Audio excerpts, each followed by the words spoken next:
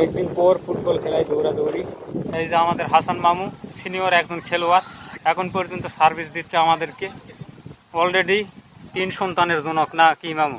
হ্যাঁ মামা। দেখ, তারপরেও মামুর এখনো উদ্যম আছে, ফুটবল খেলার নেশা আছে। মামু খেলাধুলা করে আজকে কেমন লাগলো ছেলেপেলের সাথে? বহুত দিন পর পোলা বানানোর সাথে খুব ভালো লাগলো মামা।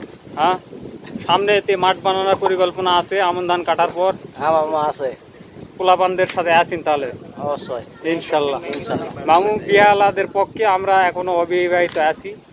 দেখা যাক, এই লড়াই কিন্তু হবে, ঠিক আছে? কে কে খেলবেন এখনই ইয়া করে দিয়েতুন, নাম লিস্ট দিয়েতুন, তাছাড়া পরে নাম না উঠলে দোষারোপ করতে পারবেন না। জমজমাট একটি ম্যাচ হতে যাচ্ছে সামনের দিনে।